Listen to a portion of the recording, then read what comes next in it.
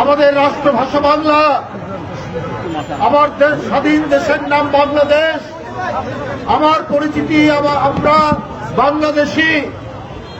এইটা ৭১-এর অর্জন, এইটা যুদ্ধের অর্জন।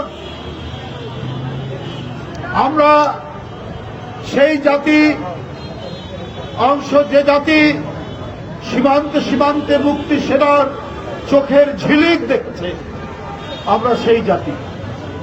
আমরা তাদের উত্তরসূরি যারা সীমান্তের যুদ্ধ করেছে এবং রক্ত ঝরিয়েছে। তাদের রক্তমাখা শার্ট আজও আমাদের প্রাণের পতাকা।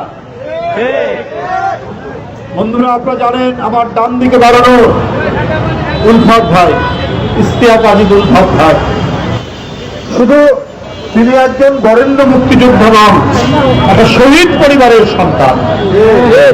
মুক্তিযুদ্ধে লড়াই করে যিনি জীবন দিয়েছেন ওনার বড় ভাই শহীদ আশফাকুজ্জামান বীরুল রহমান। আমার বামে ডানে যারা দাঁড়িয়ে আছেন তারা দেশের সোনার সন্তান।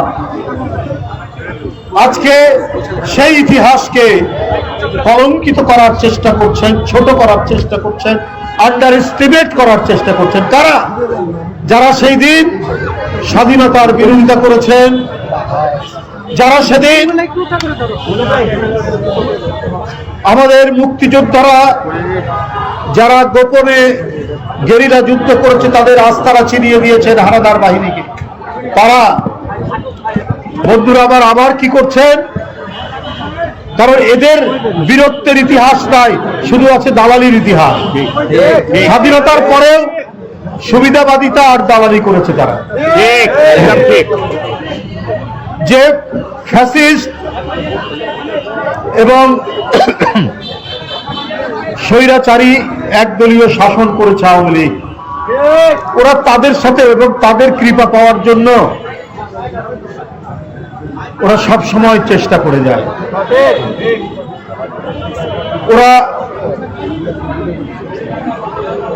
৮৬ সালে আওয়ামী লীগের সাথে আতাত করে নির্বাচনে গেছে হোসেন মাহমুদের সাথে, বিএনপির নেত্রী দেশনেত্রী বেগম খালেদা জিয়া জানবে, এবং এই ১৭টা বছর গুপ্ত হয়ে থেকেছেন, সুপ্ত হয়ে থেকেছেন। ঠিক। এবং এই যে একটা পাতানো নির্বাচন ২০০৮ সালের, সেই নির্বাচনে তারা অনেকটা হুমকি দিয়ে নির্বাচনে গেছে এবং বিএনপিকে নির্বাচন করার জন্য সেদিন তারা বাধ্য করেছে, না হলে তারা থাকবে না।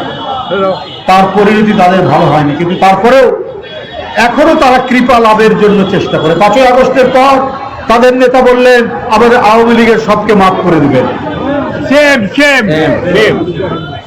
তাহলে মুগ্ধের আত্মদান বৃথা, তাহলে ওয়াসিম আকরামের আত্মদান বৃথা, তাহলে আপনার আবু সাইদের তার যে রক্ত ঝরালো, নিজের বুকে বুলেট বরণ করল, সেই আত্মদান বৃথা।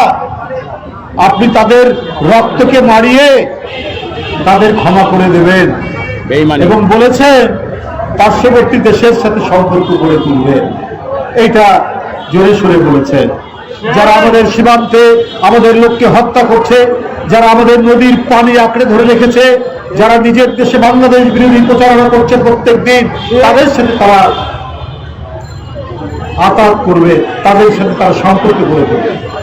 যে ভারতের মধ্যে প্রতিদিন মুসলমানদের উপর অত্যাচার হচ্ছে এবং ভারতের পশ্চিমবঙ্গের মুখ্যমন্ত্রী, বর্তমান মুখ্যমন্ত্রী বলেছেন যে ১ কোটির মতো মুসলমান তাদেরকে তাড়িয়ে দেবে।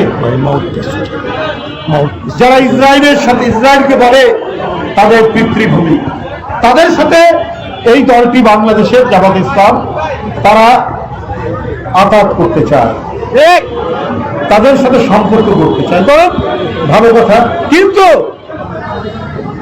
জামাতে ইসলামের প্রধান তার যে সরকারি বাড়ি, সেই বাড়ির চারিদিকে চিত্র প্রদর্শনী করলেন।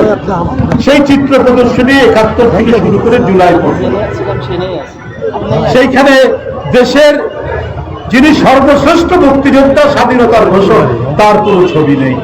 পরে অনেক তারা ব্যাখ্যা দিচ্ছে, কিন্তু আমরা তাদের ছবির প্রকৃতি দেখলে পড়ে এবং সেখানে ৭ই মার্চের ভাষণ শেখ মুজিবুর রহমানের সেইটা তারা দিচ্ছেন, তো এটাই বোঝা যায় যে তাদের অন্তরের মধ্যে কি কাহিনী তারা লিপিবদ্ধ করছে, কি লিপিবদ্ধ করে রেখেছেন, কি কাহিনী। বন্ধুরা আস্তে আস্তে ভাই, বন্ধুরা আমার শুধু তাই নয়, তাদের একটি ছাত্র সংগঠন আছে।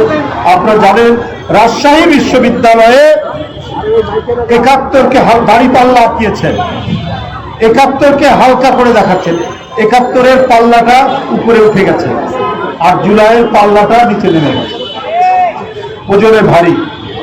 এগুলো খুবই উদ্দেশ্য করে দিচ্ছে, এগুলো খুবই চক্রান্ত। ৭১ আমাদের কাছে গৌরবদীপ্ত। আমরা ৭১-এর সেই উজ্জ্বল প্রজ্জ্বল সেই সময়ের যে জ্বলন্ত স্বাধীনতার আকাঙ্ক্ষা, তার সন্তান আমরা। সেই পথ ধরে আবার যখন অধিকার সংকুচিত হয়েছে, আবার যখন কথা বলার অধিকার কেড়ে নিয়েছে ফ্যাসিস্টরা, তার জন্যে জুলাই একটি মহা বিপ্লব তৈরি হয়েছিল। এটা ৭১-এর চেতনা আমাদের বুকের মধ্যে ছিল বলেই আমাদের সন্তানরা তাদের ক্লাসরুম থেকে বেরিয়ে, তাদের বিশ্ববিদ্যালয় শিক্ষা প্রতিষ্ঠান থেকে বেরিয়ে রাজপথে নেমে ভয়ঙ্কর রক্ত পিপাসু এক ফ্যাসিস্টকে বাংলাদেশ থেকে তাড়িয়ে দিয়েছে। সুতরাং আজকে যারা ফ্যাসিবাদের উপাসনা করছেন, তাদেরকে সন্তুষ্ট করার চেষ্টা করছেন, আপনাদেরও বলে রাখি, আপনাদেরও মানুষ চিনে। আপনারা ৭১-কে ছোট করবেন, আন্ডার এস্টিমেট করবেন, সেইটা হবে না। ৭১-এর পথ ধরেই ৯০, ৭১-এর পথ ধরেই জুলাই। কারণ সেই চেতনা আছে যে দেশের মানুষ লুঙ্গি পরে হাতে রাইফেল নিতে পারে, এদেশের মানুষ স্ট্যান্ড গান নিয়ে নদীর সাঁতরে শত্রুর শিবিরে হানা দিতে পারে।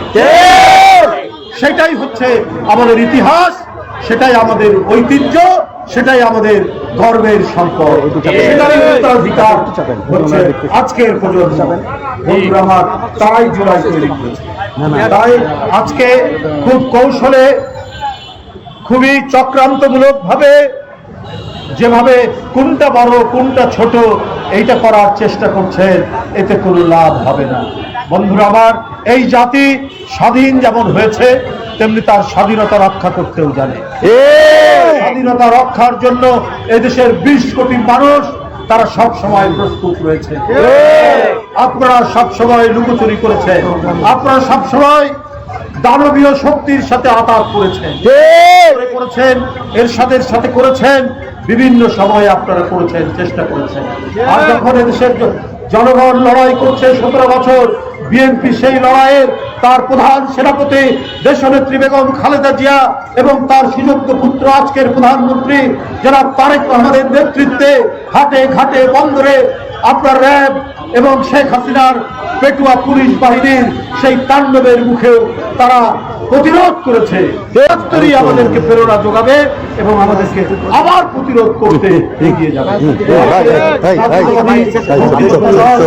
এবং প্রজন্ম দল যৌথভাবে যে প্রতিবাদ বিক্ষোভ মিছিল করেছেন, আমি তাদের বিক্ষোভ মিছিলের সাধুবাদ জানাই, তাদের সাফল্য কামনা করি এবং তারা সারা প্রস্তুত থাকবে। কারণ তাদের নেতৃত্ব দিচ্ছেন ৭১-এর রণাঙ্গনের মুক্তিযোদ্ধারা। সুতরাং তাদের সেই অবদান আজকে নতুন প্রজন্ম তারা স্মরণ করবে, যে কোনো চক্রান্ত প্রতিহত করতে তারা দৃঢ় অঙ্গীকারবদ্ধ থাকবে। কেটিভি বাংলা, বিশ্বের চোখে বাংলাদেশ।